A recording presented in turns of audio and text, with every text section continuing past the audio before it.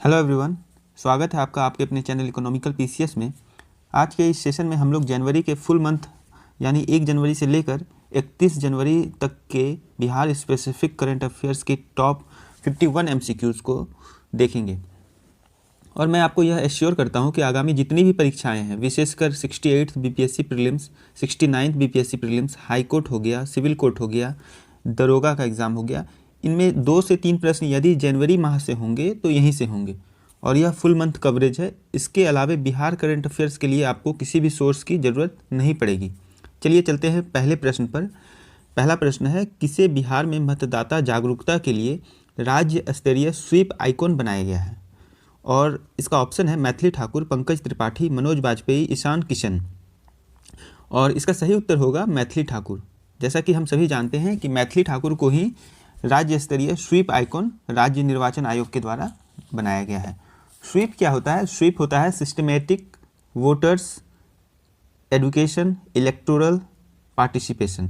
ये स्वीप का full form हुआ और इसी को मद्देनज़र रखते हुए स्वीप आइकॉन बनाया जाता है, हर एक राज्य में बनाया जाता है। बढ़ते हैं अगले प्रश्न की तरफ। अगला प्रश्न है, आईआईटी बॉम्बे की ओर से आयोजित wit blocks young investor tech fest 2022, ये इसका एक एग्रीकल्चरल सेगमेंट होता है। इसमें किनके एक आविष्कार किया गया था जिसका नाम है स्पेक्ट्रोस्कोपी, जो सब्जियों में एडल्ट्रेशन यानी मिलावट को पहचान लेता है। और इस सेगमेंट में पहला स्थान किसके आविष्कार को प्राप्त हुआ? इसका सही उत्तर जो होगा वो है हर्ष राजपूत ही वो हैं जिनके आविष्कार को पहला स्थान प्राप्त हुआ है। और इनके आविष्कार को आईआईटी बॉम्बे और नीति आयोग, इन दोनों के सपोर्ट से किया गया था। नीति आयोग का भी इसमें सपोर्ट रहा था। बढ़ते हैं अगले प्रश्न की तरफ। अगला प्रश्न है, जल जीवन हरियाली दिवस कब मनाया जाता है? तो इसका सही उत्तर आप सभी जानते ही होंगे, 3 जनवरी को जल जीवन हरियाली दिवस मनाया जाता है और यह परीक्षा के दृष्टिकोण से काफ़ी महत्वपूर्ण भी है। तीसरा प्रश्न है, केंद्रीय गृह मंत्रालय ने बिहार के किस थाने यानी पुलिस स्टेशन का चयन देश के टॉप 3 थानों में से किया है? और इसका सही उत्तर जो होगा वो है अरवल महिला थाना। और इसकी महिला थाना अध्यक्ष जो हैं पूनम चौधरी, इन्हें केंद्रीय गृह मंत्रालय की ओर से वो ट्रॉफी प्रदान की गई। और अरवल महिला थाना का देश में तीसरा स्थान रहा है। देश में तीसरा स्थान, सबसे अच्छा पुलिस स्टेशन यानी सर्वश्रेष्ठ पुलिस स्टेशन की श्रेणी में अरवल महिला थाना का तीसरा स्थान रहा है देश में। यह काफ़ी इम्पोर्टेंट क्वेश्चन है। दुनिया का सबसे लंबा रिवर क्रूज कौन सा है जो बक्सर, पटना, भागलपुर के जलमार्ग से होते हुए 50 ऐतिहासिक शहरों का भ्रमण पर्यटकों को करवाएगी? और इसका उद्घाटन खुद प्रधानमंत्री मोदी ने 13 जनवरी को वाराणसी के तट पर किया था। और इसका सही उत्तर जो है वो होगा MV गंगा विलास। अगला प्रश्न है, पटना मेट्रो का 60% कार्य विदेशी लोन से होना है। हम लोग सभी जानते हैं विदेशी लोन से यह पटना मेट्रो का प्रोजेक्ट इम्प्लीमेंट हो रहा है। और इस परियोजना में कौन सी विदेशी कंपनी मुख्य रूप से आर्थिक सहयोग दे रही है? क्या वो जापान इंटरनेशनल कॉरपोरेशन एजेंसी है, सिंगापुर इंटरनेशनल कॉरपोरेशन, चाइना की है या फिर इंडोनेशिया की है? इसका सही उत्तर जो है वो होगा जापान इंटरनेशनल कॉरपोरेशन एजेंसी इसमें अधिकांश सहयोग आर्थिक रूप से कर रही है। 7वां प्रश्न है, नेशनल यूथ जूनियर और सब जूनियर वर्ग के वेट लिफ्टिंग चैंपियनशिप में स्वर्ण पदक गोल्ड मेडल की बात हो रही है, यह किसने जीता है?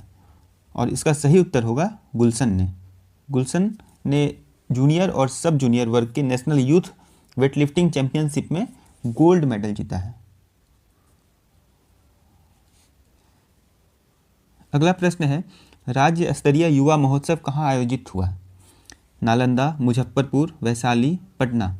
और इसका सही उत्तर होगा मुजफ्फरपुर में राज्य स्तरीय युवा महोत्सव 2023 का आयोजन हुआ था।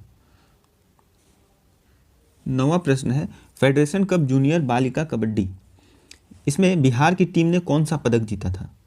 और इसका सही उत्तर होगा कांस्य पदक। अगला प्रश्न है, बिहार में किस पर्यटन लेखक ने, जो कि पर्यटन से संबंधित विषयों पर ही किताबें लिखते हैं, उन्होंने तीसरी बार राहुल सांकृत्यानन पर्यटन पुरस्कार, यह केंद्रीय सरकार केंद्रीय मंत्रालय पर्यटन मंत्रालय की तरफ से दिया जाने वाला पर्यटन का एक पुरस्कार है और इसे पाने वाले वो देश के पहले लेखक बने हैं जिन्होंने 3 बार यह पुरस्कार जीता है और वह सुबोध नंदन है। सुबोध नंदन, जिनकी एक पुस्तक है बिहार के ऐतिहासिक गुरुद्वारे। 11वां प्रश्न है, बिहार में जातिगत जनगणना का पहला चरण कब शुरू हुआ? इस तरह के सवाल आप अक्सर बीपीएससी के एग्जामिनेशन में देखते ही होंगे कि वो दिन तिथियों से संबंधित प्रश्न पूछती है। तो इसका सही उत्तर होगा 7 जनवरी 2023 और इसका समापन हुआ है 21 जनवरी 2023 को। यानी इतने दिनों में जातिगत जनगणना का पहला चरण पूरा हुआ, जिसमें मकानों की संख्या, हाउस होल्ड की संख्या, इन सभी विषयों पर संबंधित सर्वे किया गया था। 12वां प्रश्न है, ऊर्जा मंत्रालय बिहार सरकार ने राज्य के सभी शहरों और गांवों में स्मार्ट प्रीपेड मीटर कब तक लगाने का लक्ष्य रखा है? और यह मार्च 2023 होगा या फिर मार्च 2024, मार्च 2025 या फिर मार्च 2026? इसका सही उत्तर होगा मार्च 2025। इतने समय की अवधि तक में ऊर्जा मंत्रालय ने राज्य के सभी शहरों और गांवों में स्मार्ट प्रीपेड मीटर लगाने का लक्ष्य रखा है।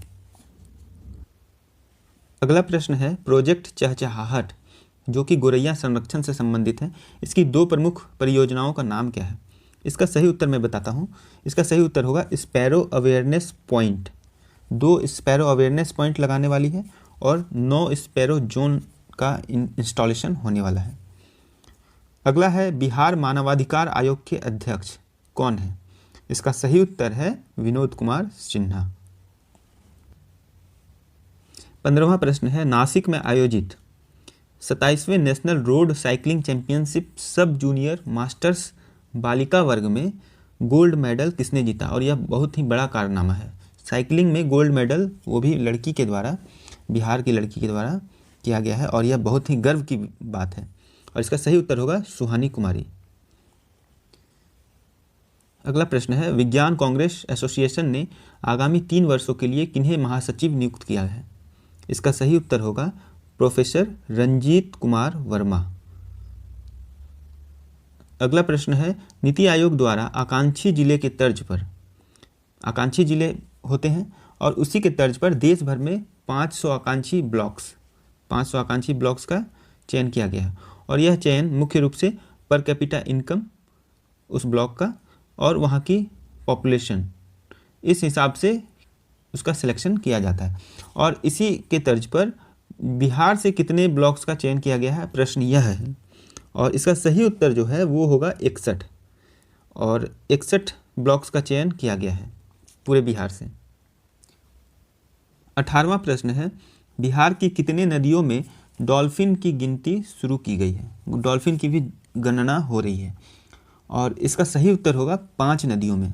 बिहार की 5 नदियों में यह डॉल्फिन की गिनती हो रही है। वो 5 नदियाँ कौन कौन सी है? अगर प्रश्न इस प्रकार से आ जाए तो वह होगा गंगा, फिर है कोसी, फिर है सोन, फिर है महानंदा और गंडक। तो ये 5 नदियां हैं जिसमें कि डॉल्फिन की गिनती शुरू की जा रही है। अगला प्रश्न है, बिहार का दूसरा तारामंडल कहाँ स्थापित किया गया है? और इसका सही उत्तर होगा दरभंगा। पहला तारामंडल तो पटना में है और दूसरा तारामंडल दरभंगा में। अगला प्रश्न है, भारतीय अंतर्देशीय जल मार्ग प्राधिकरण यानी inland water way authority of India, इसमें नेशनल वाटर वे 1 जो है वो गंगा भागीरथी हुगली रिवर सिस्टम के अंतर्गत आता है, जो कि प्रयागराज से चलकर हल्दिया तक ही है और इसकी पूरी लंबाई 1620 किलोमीटर है और यह लॉन्गेस्ट नेशनल वाटरवे है भारत में। इसके तहत बिहार में गंगा नदी के तट पर कितने सामुदायिक जेटी का निर्माण किया जाएगा और इसका भी घोषणा प्रधानमंत्री मोदी ने 13 जनवरी को किया था और इसमें बिहार से 21 सामुदायिक जेटी कम्युनिटी जेटी का निर्माण किया जाने वाला है। अगला प्रश्न है, लिंग्विस्टिक सर्वे ऑफ इंडिया की रिपोर्ट के अनुसार बिहार में हिंदी के बाद दूसरी सबसे ज़्यादा बोली जाने वाली भाषा कौन सी है? और इसका सही उत्तर जो है वो है भोजपुरी। भोजपुरी भाषा सबसे ज़्यादा बोली जाती है हिंदी के बाद। जहाँ हिंदी की बात करें तो वो 8.06 करोड़ लोग बोलते हैं भोजपुरी की बात करें तो 2.58 करोड़ लोग बोलते हैं, ये बिहार के संबंध में है यह आंकड़ा। और मैथिली भाषा 1.3 करोड़ लोग ही बोलते हैं। Solar energy corporation of India ने बिहार को अगस्त 2024 से अगले कितने वर्षों तक 600 मेगावाट बिजली की आपूर्ति करेगा? और यह सौर ऊर्जा से संबंधित बिजली है और यह 25 वर्षों के लिए, अगले 25 वर्षों के लिए 600 मेगावाट बिजली का उत्पादन करेगा। अगला प्रश्न है और यह काफ़ी महत्वपूर्ण भी है। G20 के प्रतिनिधि मंडल की बैठक पटना में भी होने वाली है, देश के विभिन्न शहरों में होने वाली है और इसमें पटना की बैठक कब होगी? प्रश्न यह है। इसका सही उत्तर है 6 और 7 मार्च 2023 को। अगला प्रश्न है बिहार के नए महाधिवक्ता कौन हैं? और इसका सही उत्तर होगा प्रशांत कुमार शाही। यह वरिष्ठ अधिवक्ता हैं और इन्हें ही नया महाधिवक्ता नियुक्त किया गया है। अगला प्रश्न है बिहार राज्य फसल सहायता योजना रबी 2022 और 23 के अंतर्गत 20% की क्षति होने पर 7500 रुपये यानी 7500 रुपये देने का प्रावधान है। प्रश्न है कि 20% से अधिक की क्षति होने पर यह राशि कितनी होगी? और इसका सही उत्तर है 10,000 रुपये। अगर 20% से ज़्यादा की क्षति होती है फसल में तो यह राशि बढ़कर 10,000 हो जाती है। अगला प्रश्न है केंद्रीय खनन और कोयला मंत्रालय ने बिहार को कितने खनन ब्लॉक आवंटित किए हैं? और इसका सही उत्तर होगा 7 खनन ब्लॉक, 7 माइनिंग ब्लॉक्स को आवंटित किया गया है, एलोकेट किया गया है केंद्रीय खनन और कोयला मंत्रालय के द्वारा। और इसमें निकेल, क्रोमियम, ग्लूकोनाइट, मैग्नेटाइट इन सभी खनिजों का खनन शुरू किया जाएगा और इसमें कोयला का भी एक ब्लॉक शामिल है। बढ़ते हैं अगले प्रश्न की तरफ। प्रश्न है उत्तर प्रदेश, मध्य प्रदेश और बिहार के मधेपुरा से सांसद रहे और वो लोकसभा और राज्यसभा दोनों ही प्रकार के सांसद थे और पूर्व केंद्रीय मंत्री भी थे, जदयू के पूर्व राष्ट्रीय अध्यक्ष भी रह चुके हैं। साथ ही मंडल आंदोलन के दौरान उनकी सक्रिय भूमिका के कारण उन्हें मंडल मसीहा के तौर पर भी जाना जाता है। जिनका हाल ही में 75 वर्ष की आयु में निधन हो गया, वह कौन थे? क्या वो शरद यादव थे, समरेश सिंह थे, मुलायम सिंह यादव थे या सिद्धेश्वर प्रसाद थे? तो इसका सही उत्तर है वो शरद यादव होगा। अगला प्रश्न है पीएचडी थीसिस ऑनलाइन करने में देश के टॉप 10 विश्वविद्यालयों में से बिहार के किस विद्यालय का स्थान 7वां है? और यह सही उत्तर होगा बाबा साहेब भीमराव अंबेडकर यूनिवर्सिटी का वो स्थान 7वां स्थान है। अगला प्रश्न है देश का पहला मंदिर जो 51 महिला द्वारा संचालित होगा, जिसकी मुख्य पुजारी भी महिला ही होंगी, और यह 51 शक्तिपीठ इंटरनेशनल मिशन के द्वारा पटना के दादूपुर में 251 करोड़ का मंदिर बनाने का निर्णय किया गया है। मंदिर का नाम क्या है यह बताना है। क्या वह शक्तिधाम महामंदिर है, 108 शक्तिपीठ धाम महामंदिर है, जानकी मंदिर है या फिर 51 शक्तिपीठ धाम महामंदिर है? और इसका सही उत्तर होगा 51 शक्तिपीठ धाम महामंदिर। बढ़ते हैं अगले प्रश्न की तरफ। आर्थिक रूप से पिछड़ों के लिए जीवन ज्योति अभियान किस चीज़ से संबंधित है? बिहार सरकार के द्वारा जीवन ज्योति अभियान खासकर स्वास्थ्य मंत्रालय के द्वारा चलाया जाने वाला एक बहुप्रतीक्षित और महत्वपूर्ण अभियान है, जिसमें आँखों की समस्या से निजात दिलाना सभी 38 जिलों में, यह इसका मुख्य उद्देश्य है। अगला प्रश्न है मुंबई में आयोजित 82वें association of surgeons of India ने सर्वश्रेष्ठ शोध पत्र के लिए किन्हें प्रथम पुरस्कार प्रदान किया है? और इसका सही उत्तर है डॉक्टर अशेष कुमार, और यह एम्स के डॉक्टर हैं, पटना एम्स के डॉक्टर हैं। अगला प्रश्न है बिहार के चौथे कृषि रोड मैप जो कि 1 अप्रैल 2023 से लागू होना प्रस्तावित है, इसके लिए किन्हें सीएम का यानी नीतीश कुमार का कृषि सलाहकार नियुक्त किया गया है?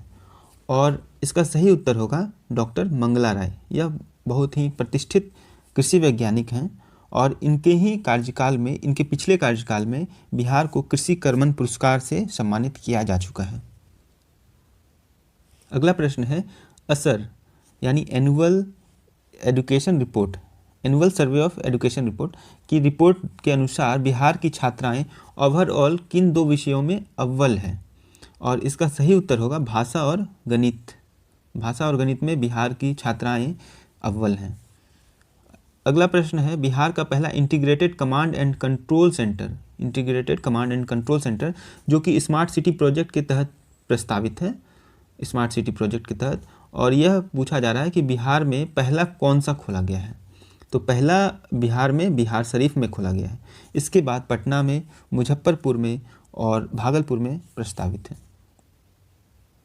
अगला प्रश्न है, उत्पादन की दृष्टि से बिहार किन कृषि उत्पादों में 1 नंबर पर है?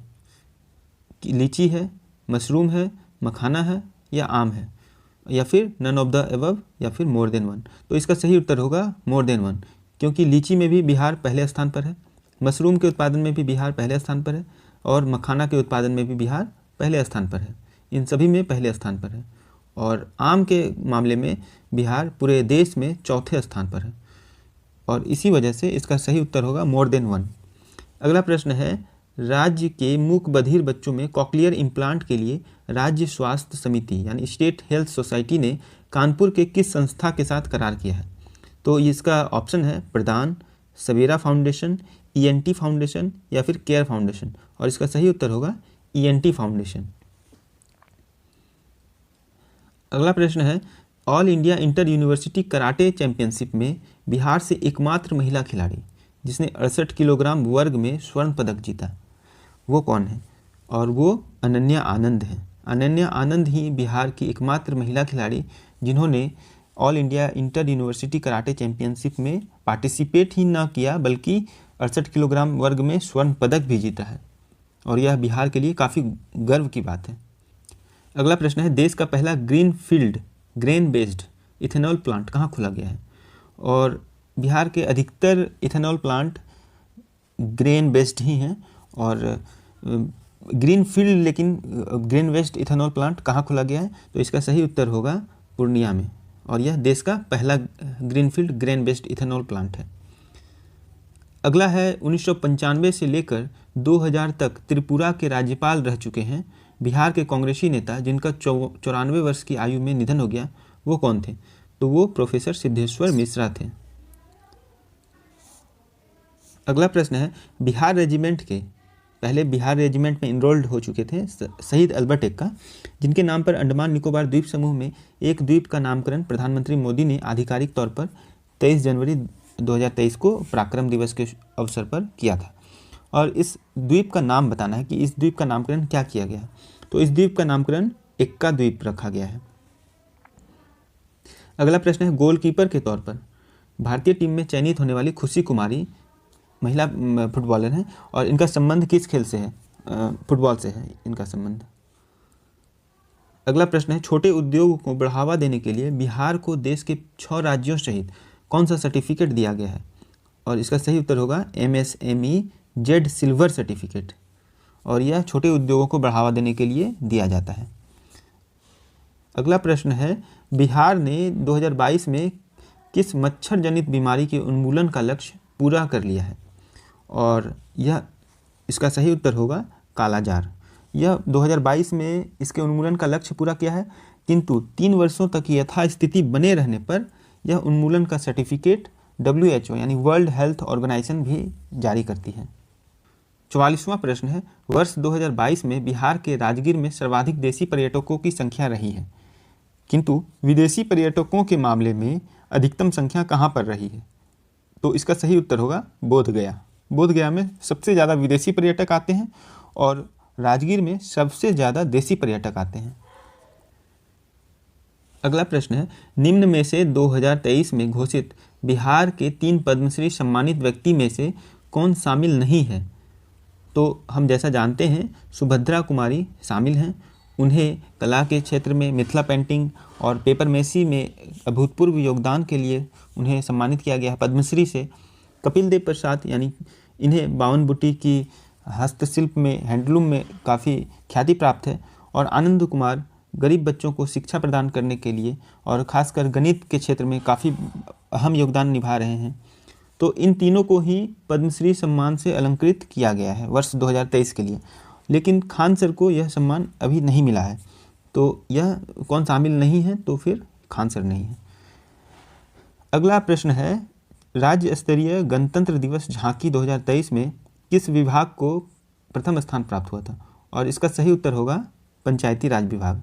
यह सोलर पैनल को किस प्रकार से ग्रामीण क्षेत्रों में विस्तार दिया जा रहा है, इससे संबंधित एक झांकी पंचायती राज विभाग ने बनाया था और इससे राज्य स्तरीय गणतंत्र दिवस झांकी 2023 में प्रथम स्थान प्राप्त हुआ है। बढ़ते हैं अगले प्रश्न की तरफ। Power corridor Indian achievers award के तीसरे संस्करण में किन्हें सम्मानित किया गया है? और इसका सही उत्तर होगा राष्ट्र कवि हमारे रामधारी सिंह दिनकर को मरणोपरांत यह अवार्ड प्राप्त हुआ है। अगला प्रश्न है, बिहार ने किस टीम को हराकर, और यह काफ़ी महत्वपूर्ण प्रश्न है, संभवतः इससे संबंधित प्रश्न आप आगामी परीक्षाओं में देखेंगे। बिहार ने किस टीम को हराकर इतिहास रचते हुए पहली बार रणजी ट्रॉफी प्लेट ग्रुप 2023 का खिताब जीता और चैंपियन बना और साथ ही एलिट ग्रुप में भी प्रवेश किया? तो मणिपुर को 221 रनों से पराजित किया है और इसमें शकीबुल गनी काफ़ी अच्छा खेले हैं और उन्होंने दोहरा शतक जड़ा था और इस प्रकार बिहार रणजी ट्रॉफी के प्लेट ग्रुप 2023 का चैंपियन बना। अगला प्रश्न है, बिहार के किस वीर सैनिक को राज्यपाल के हाथों मरणोपरांत शौर्य चक्र से सम्मानित किया गया? और इनकी माताजी यानी कैप्टन आशुतोष कुमार इसके सही उत्तर होंगे और इनकी माताजी को मरणोपरांत यह पुरस्कार राज्यपाल के हाथों प्राप्त हुआ। अगला प्रश्न है,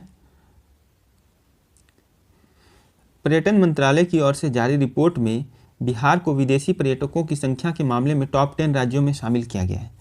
पूछा जा रहा है कि बिहार का इसमें कौन सा स्थान है? तो बिहार का स्थान है 9वां स्थान। 51वां प्रश्न है और यह अंतिम प्रश्न है इस महीने का, जनवरी 2023 का अंतिम प्रश्न है। केंद्रीय गृह मंत्रालय द्वारा जारी गणतंत्र दिवस 2023 के अवसर पर बिहार पुलिस से किन्हें विशिष्ट सेवा के लिए राष्ट्रपति पुलिस पदक से अलंकृत किया गया है? विशिष्ट सेवा के लिए राष्ट्रपति पुलिस पदक से अलंकृत किए जाने वाले बिहार से 2 पुलिस अधिकारी हैं। उनका नाम है विनय कृष्णा और विनय शर्मा और इस हिसाब से अगर देखा जाए तो मोर देन 1 ऑप्शन सही होना चाहिए। तो विनय कृष्णा और विनय शर्मा दोनों को ही यह उपलब्धि से अलंकृत किया गया है और इसका सही उत्तर ये दोनों होंगे। जनवरी 2023 के टॉप 51 MCQs में इतना ही और मुझे उम्मीद है कि इससे अधिक संकलन और इससे अधिक स्पेसिफिक संकलन नहीं किया जा सकता था। 51 प्रश्न और काफ़ी इम्पोर्टेंट प्रश्न हैं। आगामी परीक्षाओं में आप इससे संबंधित प्रश्न देखेंगे। आप हमारे टेलीग्राम ग्रुप को ज्वाइन करें ताकि इसका PDF वहाँ पर सर्कुलेट किया जा सके। और अगर आप लोगों ने अभी तक हमारे चैनल को सब्सक्राइब नहीं किया है तो काइंडली सब्सक्राइब करें और उन ज़रूरतमंद लोगों तक इसे शेयर करें ताकि इस चैनल का रीच बढ़ सके। Thank you very much.